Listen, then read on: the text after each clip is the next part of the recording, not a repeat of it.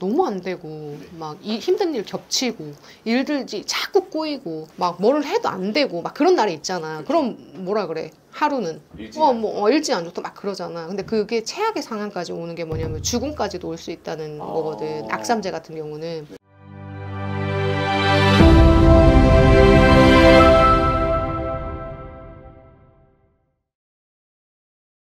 안녕하십니까 선생님. 네, 안녕하세요. 세령당입니다. 오늘은 또 많은 분들이 굉장히 궁금해하시는 주제를 가져와 봤습니다. 이제 삼재라고 하죠. 그래서 이 삼재 풀이를 꼭 해야 하는가? 저는 보통 삼재라 하면 많은 사람들이 안 좋은 인식을 가지고 있잖아요. 그쵸? 그래서 막 걱정하고 다 나쁜 것만 있는 건 아니니까 너무 걱정 마시라 라고 이제 말씀을 드리고 싶고, 삼재에 대해서 얘기를 한번 해봐야 될 것 같아. 그 풀이를 하는 거는 나중에 내가 얘기를 해줄 테고, 그 삼재는 이제 누구를 막론하고 간에 뭐 12년 중에 한 번 들어오잖아. 3년 동안은. 첫 번째 들어오는 걸 뭐라 그러죠? 들삼재. 두 번째 삼재를 뭐라 그러지? 룰삼재. 그렇지. 누르는 삼재. 오, 잘한다. 그럼 3년째.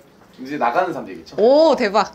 마지막 삼재가 날삼재잖아요. 그것만 좀 주의를 하면은 좀 되는데, 뭐 그렇다고 해도 삼재라고 하는 게 이제 모든 분들이 다 똑같이 어려움을 겪는 건 아니거든요. 삼재에는 이제 그런 게 있어요. 평삼재, 그다음에 복삼재, 그다음에 악삼재 이런 게 있단 말이에요. 예년과 다름없이 이렇게 무난하게 간다고 해서 평삼재가 있고, 사업이 잘 되거나 금전운에 어려움이 없어진다거나 자식들이 막 잘 되는 경우가 있어. 그럼 복삼재겠죠.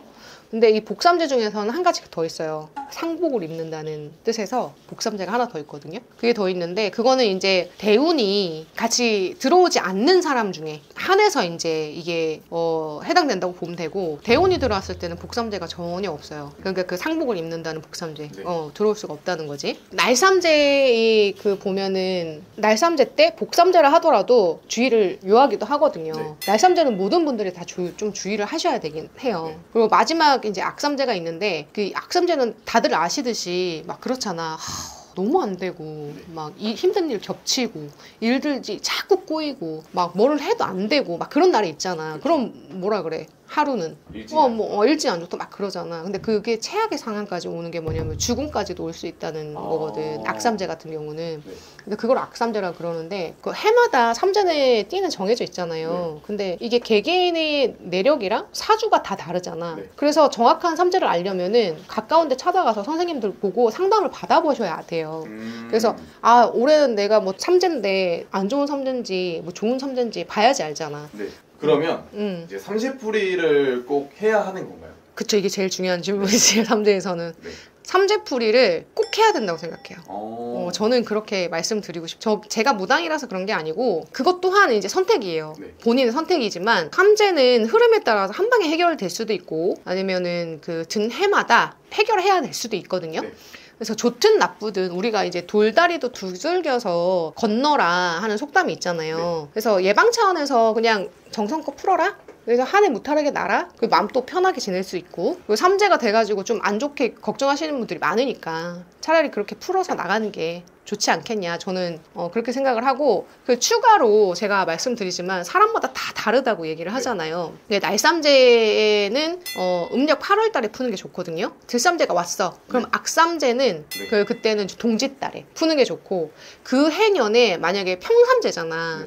그러면은 뭐 정월달에 푸는 게 좋거든요. 복삼재하고 평삼재하고 복삼재는 그냥 정월달에 푸는 게 좋아. 근데 저 같은 경우는 삼재 들면은 3년 내내 풀어갔던 것 같아요. 날삼재가 위험하기 때문에 저는 그때가 제일 중요하다고 생각하거든. 나는 삼재도 정말 중요하다 생각하기 때문에 그때는 진짜 정성 들여서 좀 푸는 편이에요. 선생님이 삼재풀이하는 방법들이 많던데 어떤 걸 이제 어떻게 해야 하는 걸까요? 그 보면은 뭐 삼재풀이도 있고, 그다음에 뭐 액마기도 있고, 뭐 홍수마기, 홍수매기 이런 것도 있고, 이 세 가지가 있거든요. 그냥 삼재풀이라고 해가지고 간단하게 이렇게 풀어내는 격식이 있다면은 액마기는 거의 치성에 가까워요. 홍수마기, 뭐 홍수매기라 그러죠. 그러면 1년 도액이라고도 하거든요. 애군도 풀고 액살도 풀고 또 물려주고 막아주고 막 그런 굿 형태의 그런 풀이에요.